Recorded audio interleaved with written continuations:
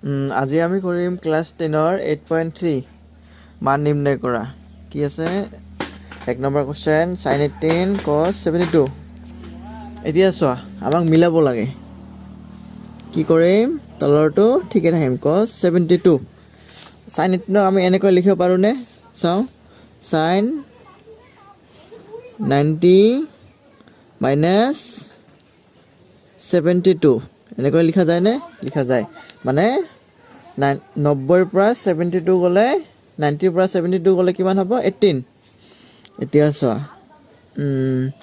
আমি সূত্ৰ কি পাইছো sin 90 minus a কি হ'ব 72 কি ধৰিম আমি a sin 90 minus a মানে cos 72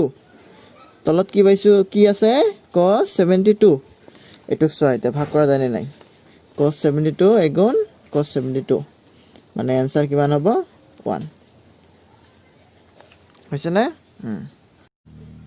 এতিয়া চাম আমাৰ 2 নম্বৰ কি আছে 2 নম্বৰ কি আছে tan 26 by cot 64 এটো কেনেকৈ লিখা যায় নে চাও তলৰটো ঠিকে ৰাখিম cot 64 এতিয়া ওপৰটো কেনেকৈ লিখা যায় নে tan 90 minus 64 লিখা যায় মানে 90 ৰ পৰা 64 গলে কিমান হ'ব আমাক মিলাব লাগে 90 ৰ পৰা 64 গলে কিমান হ'ব 26 ঠিক আছে এটা কি কৰিম আমি সূত্ৰ কি পাইছো tan 90 minus a 64 কি ধৰিম আমি a ধৰিম মানে tan 90 minus a কি হ'ব cot 64 আমি সূত্ৰ কি পাইছো tan 90 minus a মানে cot a গতিকে tan 90 minus a কি লিখিব পাৰো আমি cot a এৰ ঠাইত কি বহল 64 তলত কি আছে cot 64 এতিয়া চোৱা cot 64 এগুণ cot 64 বাকি কি থাকিল 1 হৈ গল এতিয়া চোৱা 3 নম্বৰ কি দিয়া আছে cos 48 minus sin 42 আমাক কি কৰিব লাগে মিলাব লাগে এতিয়া চাও কি হয় cos 90 minus 42 পিছৰটো ঠিকে ৰাখিম ঠিক আছে sin 42 এটো এনেকৈ লিখা কাৰণটো কি এতিয়া চোৱা 90 ৰ পৰা 42 গলে কিমান হয় 90 ৰ পৰা 42 গলে 48 হয় মিলিছে নে এটোৰ ভ্যালুটো এটোই হয় একে একে হয় গতিকে আমি কি কৰিছো এটোৰ ঠাইত এটো লিখিছো মানে cos 90 minus a 90 ৰ পৰা 42 গলে কিমান হয় 48 হয় ঠিক আছে এতিয়া চোৱা সূত্ৰ মতে কি পাইছো cos 90 minus a cos 90 minus a কি হয় cos 90 minus a হয় sin a ঠিক আছে তাৰ মানে আমি কি লিখিব পাৰো cos 90 minus a ঠাইত sin a এটো কি ধৰিছো আমি 42 গতিকে sin a sin a যেহেতু 42 ধৰিছো গতিকে ইয়াতে কি বহুৱাম sin 42 মাইনাস ইয়াতে কি আছে sin 42 ইয়াত যেটো সংখ্যা আছে ইয়াতো একে সংখ্যা আছে হয় না নাই ধৰি লোৱা ইয়াতো 5 মনে মনে ধৰি লবা ইয়াতো 5 যদি একে একে 5 ইয়াতো 5 ইয়াতো 5 5 পৰা 5 গলে কি হয় 0 হয় ঠিক তেনেকৈ কৰি ইয়াতে চোৱা কি আছে sin 42 ইয়াতো sin 42 ইয়াত যেটো ভ্যালু ইয়াতো হেতুই ভ্যালু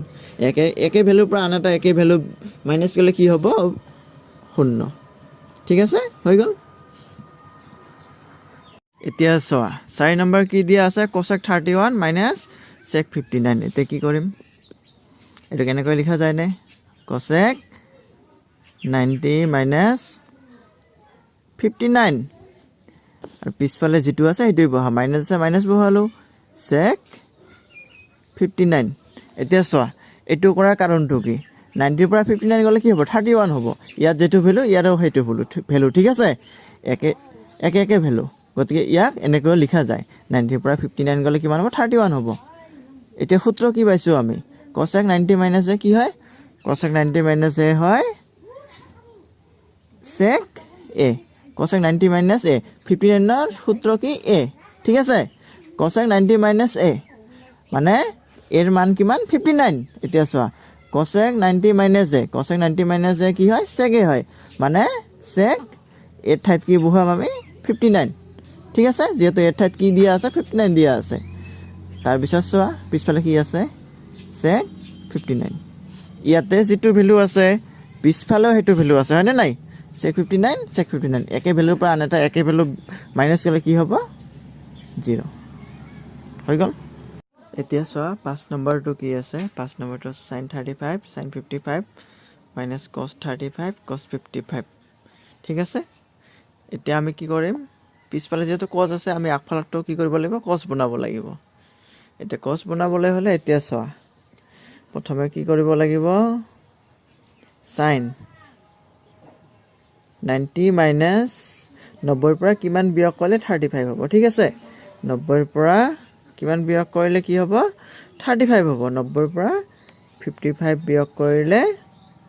55 মাইনাস কৰিলে কিমান হ'ব 35 হ'ব ঠিক আছে মাজত একো নাই মানে ইয়াতে চোৱা মাজত একো নাই মানে কি আছে sin 35 মাজত একো নাই মানে পূৰণ হৈ আছে ঠিক আছে এটা sin 55 এনেকৈ লিখা যায় sin 90 minus 55 কি কৰা যায় 35 হ'ব sin 90 minus 35 90 পৰা 35 গলে কিমান হয় 55 মাজত কি চিন আছে মাইনাস এটা পিছফালে যেটো আছে হেটোই বহাম পিছফালে কি আছে cos 35 মাজত একো নাই মানে পূৰণ চিন বহুৱাম cos কি হ'ব 55 হৈছে এতিয়া কি কৰিম sin কি আছে 90 minus 55 আমি সূত্ৰত কি পাইছো sin 90 minus a কি হয় sin 90 minus a কি হয় cos a আমি সূত্ৰত কি পাইছো cos a sin 90 minus a আমি সূত্ৰত কি পাইছো cos a ঠিক আছে মানে 90 minus a এর ঠাইত কি আছে 55 আছে মানে cos এর ঠাইত কি হ'ব cos এর ঠাইত কি হ'ব 55 মাজত কি পূৰণ চিন sin 90 minus এইটো সেম সূত্র ঠিক আছে কি হ'ব cos 90 minus a কি হ'ব এর ঠাইত কি বহুৱাম আমি 35 minus পিছফালে যেনেকৈ আছে তেনেকৈ cos 35 পূৰণ cos 55 হৈছে এতিয়া কি কৰিম আমি একে একে ভ্যালু ঠিক আছে cos 55 cos 35 এটো পূৰণ কৰিলে যেটো ভ্যালু হ'ব এটো যদি উল্টাই পূৰণ কৰো একে ভ্যালু হ'ব গতিকে আমি এটো উল্টাই লম cos 35 পূৰণ cos 55 মাইনাস পিছফালে যেটো আছে হেটো বহুৱাম cos 35 পূৰণ কি হ'ব cos 55 এতিয়া চোৱা একেলগে পূৰণ কৰি লিখিলে কি হ'ব cos 35 cos 55 minus cos 35 cos কি হ'ব 55 হৈছে এতিয়া চোৱা এটা একে ভ্যালু পৰা আনটা একে ভ্যালু মাইনাস কৰিলে কি হ'ব 0 বা 0 হৈছে এটা একে ভ্যালুৰ পৰা আৰু এটা একে ভ্যালু মাইনাস কৰিলে কি হ'ব 0 হৈ গল এতিয়া 6 নম্বৰত কি দিয়া আছে 10 35 10 60 10 55 10 30 ঠিক আছে আৰু মাজত একো নাই মানে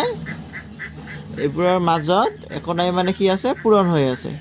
10 35 10 60 মাজত একো নাই মানে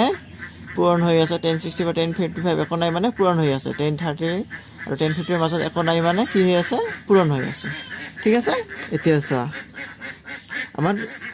এই দুটাৰ মান আমি কি জানো 10 60 আৰু 10 30 ৰ মান কি আমি জানো ঠিক আছে এতিয়া চোৱা 35 আৰু 55 এই দুটাৰ মাজত কি নাই মিল নাই গতিকে আমাক মিলাব লাগিব এতিয়া চোৱা যদি আমি কি কৰো 10 35 ক যদি আমি ভাঙো 90 ৰ পৰা কিমান বিয়োগ কৰিলে 35 হ'ব 90 ৰ পৰা কিমান বিয়োগ কৰিলে 35 হ'ব 90 ৰ পৰা 55 বিয়োগ কৰিলে কিমান হ'ব 35 মাজত একো নাই মানে কি পূৰণ ঠিক আছে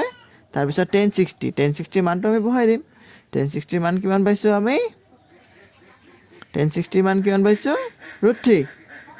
তাৰ পিছত চোৱা 10 55 এটা 55 পালো ইফালে আগতে আমি গতিকে এটো যেনেকুৱা আছে পাইছো যেতিয়া যেনেকুৱা আছে তেনেকৈ ৰাখিম তাৰ পিছত মাজত একো নাই মানে পূৰণ 10 30 ৰ মান কিমান পাইছো আমি 10 30 মান পাইছো 1/√3 হ'ব এতিয়া চোৱা 10 90 - a সূত্ৰ মতে 10 90 - a ৰ সূত্ৰ কি পাইছো cot 55 পূৰণ এইটো √3 আছে √3 ৰাখিলো tan 55 আছে tan 55 ৰাখিলো তাৰ পিছত এটা যেনেকৈ আছে তেনেকৈ ৰাখিলো 1/√3 এতিয়া চোৱা এটা √3 তলত আছে আৰু এটা √3 কি আছে ওপৰত আছে এটো কাটা কাটি কৰা যায় না নাই √3 এগুণ √3 হৈছে তাৰ পিছত চোৱা cot 55 ক আমি কেনেকৈ লিখিব পাৰো 1/tan 55 cot এৰ সূত্ৰ কি পাইছো 1/tan এ হ'ব তাৰ পিছত মাজত কি চিন আছে পূৰণ চিন আছে তাৰ পিছত ইয়াতে কিমান পাইছো 1 পূৰণ কিমান আছে tan 55 কি বাকি থাকিল 1 tan 55 ক্যান্সেল কি বাকি থাকিল 1 1 পূৰণ 1 পূৰণ 1 পূৰণ 1 ওগুলো 1 হৈ গ'ল आंसर